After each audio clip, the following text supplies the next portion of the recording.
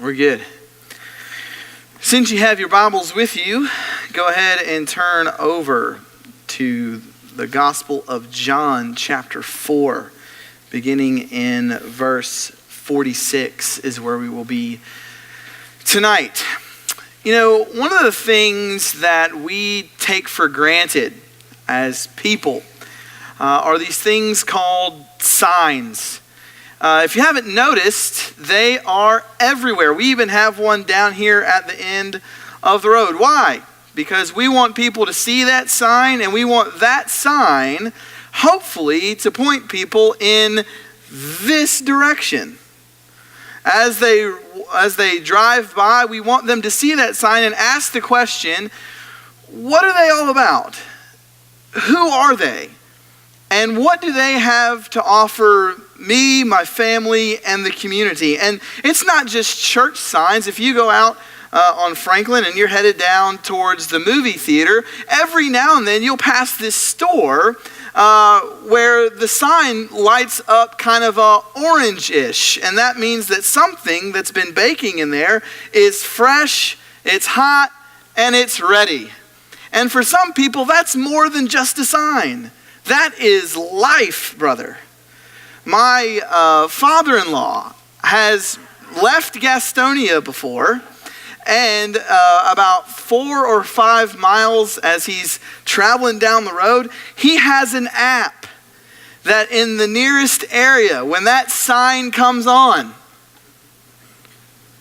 he's there. He has turned around before. Why? Because he saw that the sign in Gastonia was on, and he was going to go get some Krispy Kreme.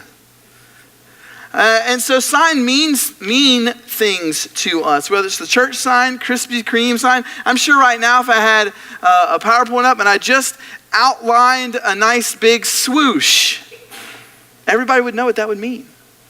And for people, they identify with that sign. Signs are important. They're signs that dictate traffic laws, right? I don't know what would be, even in Gastonia, if we just took away all the stop signs in Gastonia. How do you think traffic would be? It wouldn't look like American traffic. It'd probably look like Ugandan traffic or traffic in India, right, Joel? Where people just travel wherever they want, whenever they want, however they want, and they try and make sure that they don't hit anybody. But what does that sign symbolize? That sign means something to you. It means something to me. It means stop.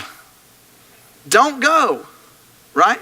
I was riding out to Colorado my first year out to Bear Valley, and as you enter into Colorado, there's a sign over in the median that says no median crossing. And I look over at my mom, I'm like, why do you think that's there? Because people have been crossing in the median, right? And there's no difference really between the signs that we see each day and we identify with and their purpose. The purpose of a sign is to point you to something, some organization, some place, or to dictate a law that's in place. Well, Jesus performed signs in the Gospel of John. The Gospel of John is all about Jesus performing signs. Why? Not so that people can say that this is just a miracle. Not so Jesus can go around and proclaim, well, watch this parlor trick that I'm about to do. No, Jesus performed signs so that in those signs, they would be directed somewhere. More so, they'd be directed at someone. Him. So that people might ask the question, who is this guy? What is he all about? And what can he do? And what does he provide me and my family and me spiritually? And so as you track up to John chapter 4, we've already seen that Jesus has performed one sign in turning water into wine at Cana. But as you track this journey of Jesus, according to John, an eyewitness, the son of Zebedee, he has helped an interesting group of people. He, up to chapter 4, has helped some Jews that were having a party. He has come in contact, obviously, with his own group of disciples. And he has also talked to a woman at Jacob's well. a diverse group of people.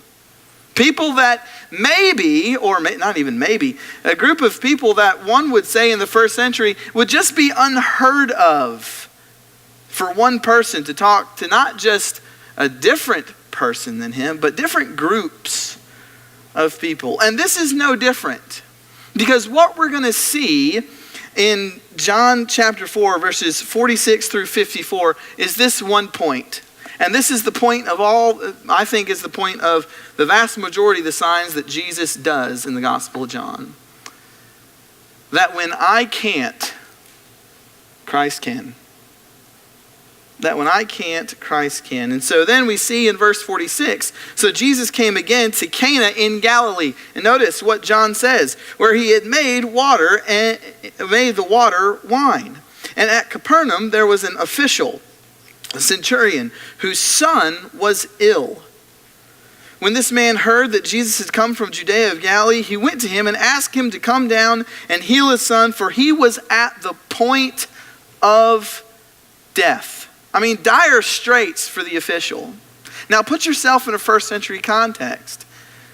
It must be really, really, really, really, really, really bad for a Roman official, a centurion, someone who is not only feared but respected, someone who has servants that tend to his needs, for him to walk into Capernaum and ask a Jew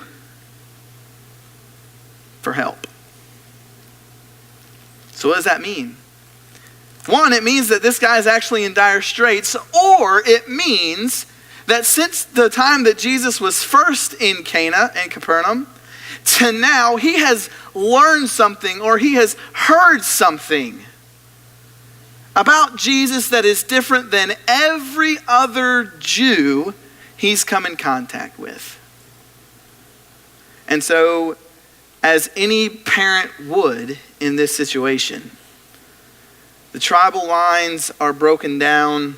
For this official, it doesn't matter if Jesus is Jewish. It doesn't matter if Jesus is a rabbi. It doesn't matter if Jesus puts his sandal on left foot first or right foot first.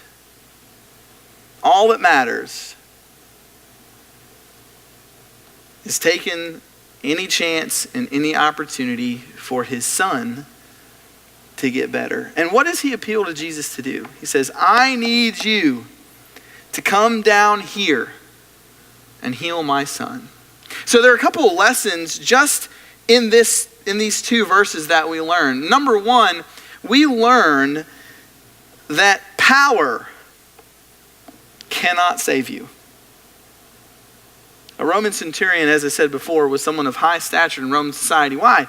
Because they were the ones that went out and fought the battles for Rome and, quote, captured the glory for Rome. The reason that Rome was able to expand is because partly the building of roads, but also because their army was the most powerful in all of their area.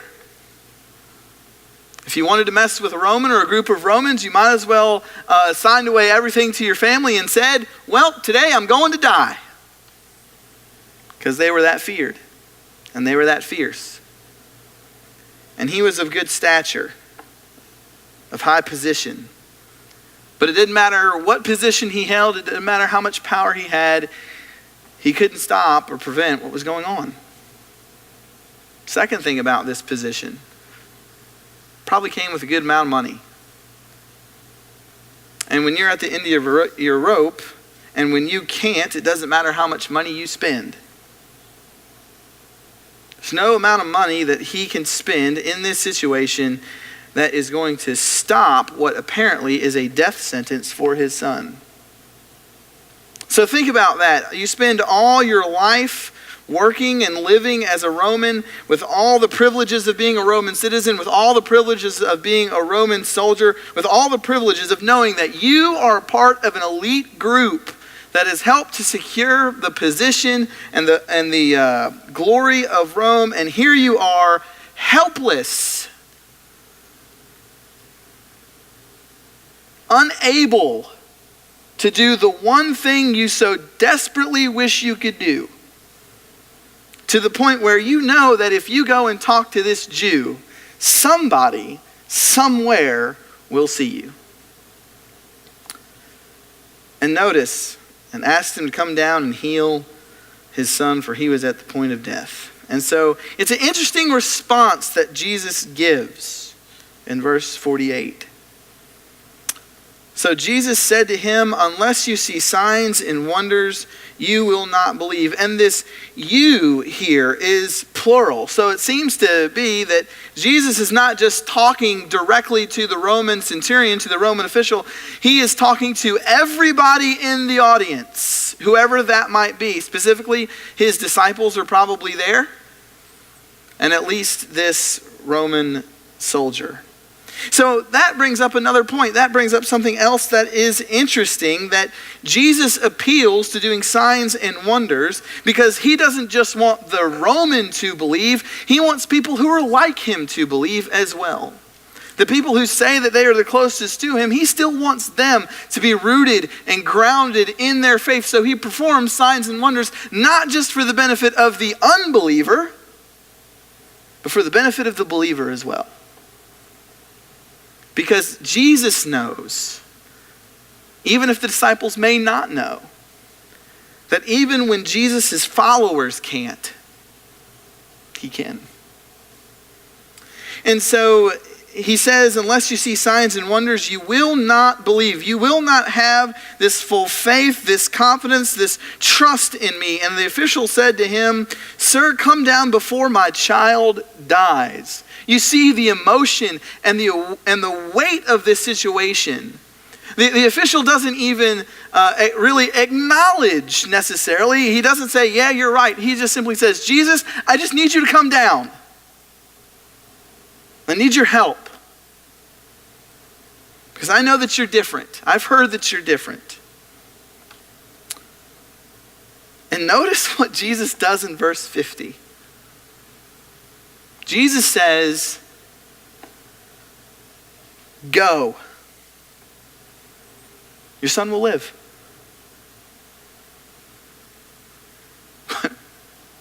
Wait, Jesus, you didn't accept my invitation. I need you to physically come down here and do your thing. And Jesus just says, go. Your son will live. And notice something else here with regards to this statement. The man believed the words that Jesus spoke. See, the centurion doesn't quarrel with Jesus. He goes, no, I'm not going to believe that that's true unless you come down here and you confirm it and you do it and I see it with my own eyes. The centurion, the official, watch this is important for you and me. He took Jesus at his word. That when Jesus said he's going to live, the centurion, the official, said, okay. So when we read the messages and the sermons and the promises of Jesus through the eyes and through the lenses of eyewitness testimony of the Gospels, here's our question. Do we take him at his word?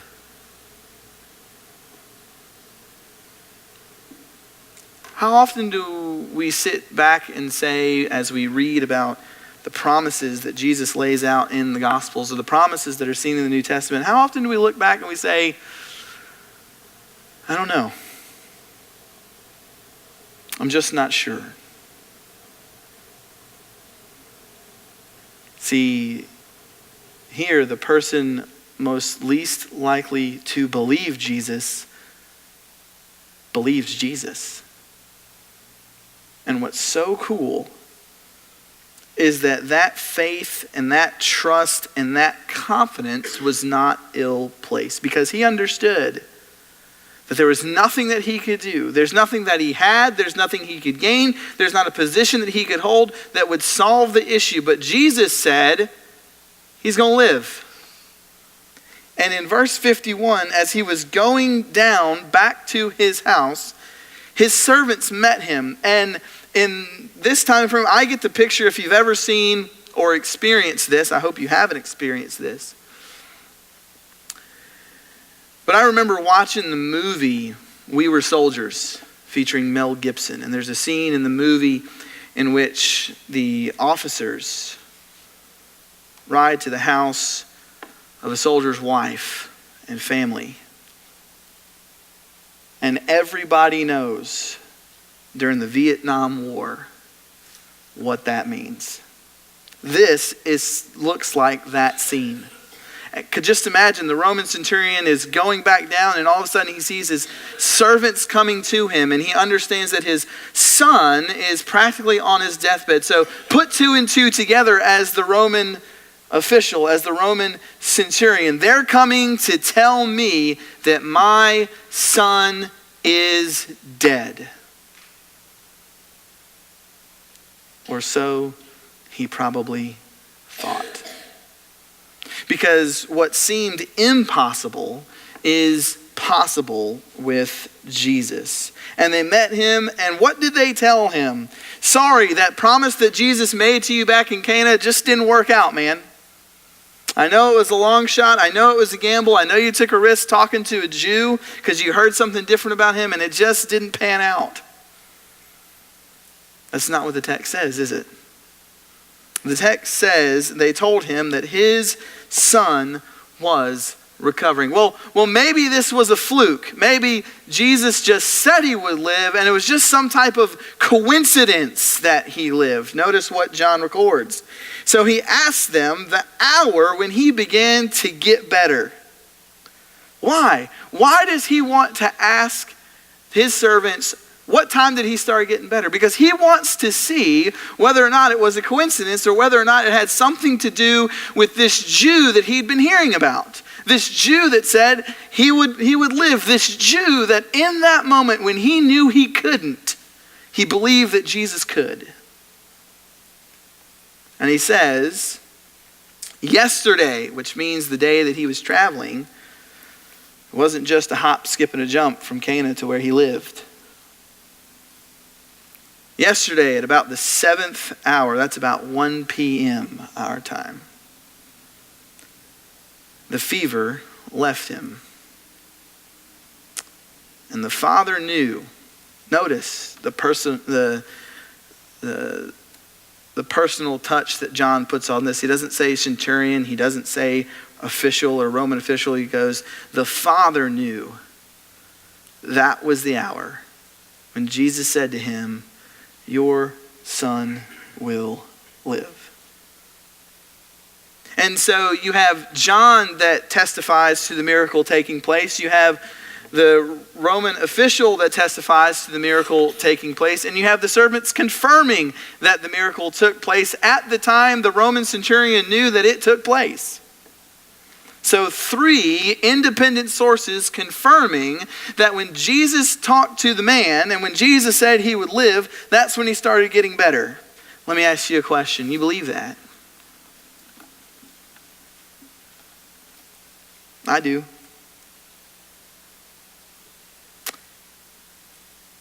And he himself once again believed, but this time, notice the impact. He and all his household.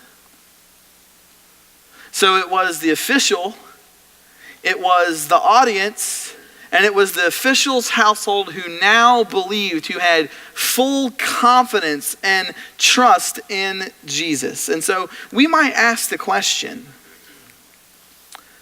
well, how come I don't see that? And how come I don't get that? And how come this and how come that? And certainly there are times in our lives where we would want that. There are times in our lives where I'm sure people here in this room have petitioned that. But here's the question. Regardless of our individual circumstances and situations and occurrences or not occurrences in our life, do we take for face value that this story in John is true? Because it says in verse 54 that this was now the second sign, there's that word again, that Jesus did when he had come from Judea to Galilee. And so sometimes we misplace the purpose of a sign. The purpose of a sign in the Bible is not to guarantee that one will ever happen in your life or my life. It's not. The purpose of the sign is so that as we read eyewitness testimony, that sign, just like all of the signs that you recognize and identify with in the 21st century, that these signs from the first century would point you and me and everybody else to the one who performed it.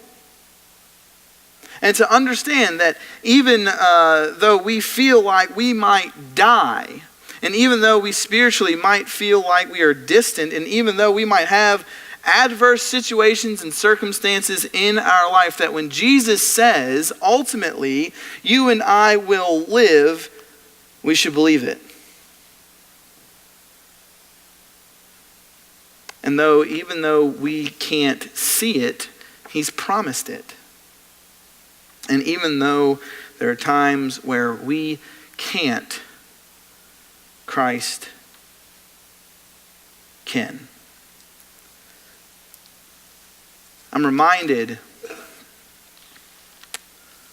from John about this book. In chapter 20, verse 30, now Jesus did many other signs in the presence of his disciples, which are not written in this book, but these are written. Why? So that you and I might believe.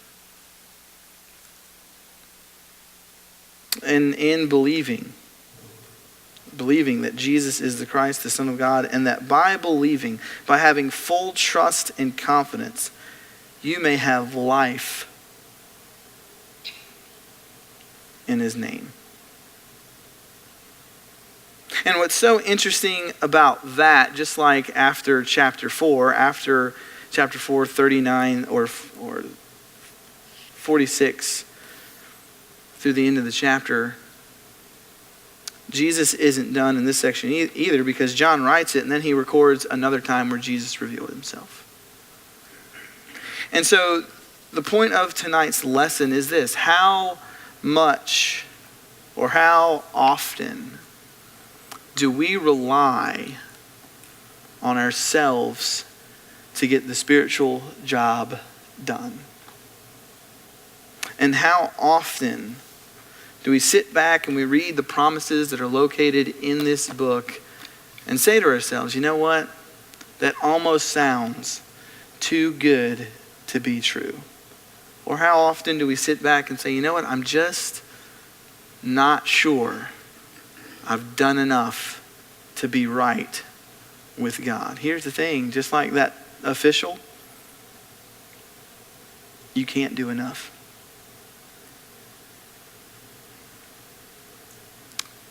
And as the old saying goes, I'll modify it a little bit. He said it. And whether I believe it or not, that settles it. Because when I can't, the Bible assures me that he can. So as we offer the invitation, I want to ask a couple questions. Are your spiritual knees a little weak? Are your spiritual hands a little worn? Is your spiritual body a little torn? Because on the other side of that is a promise by Jesus that while you might feel like you're dying, he can see to it that you live. And he would ask and he would say this evening, if that's you, to respond to the invitation and petition the church for the prayers of healing. Because when I can't, he most certainly can. Let's think about that as we stand and as we sing.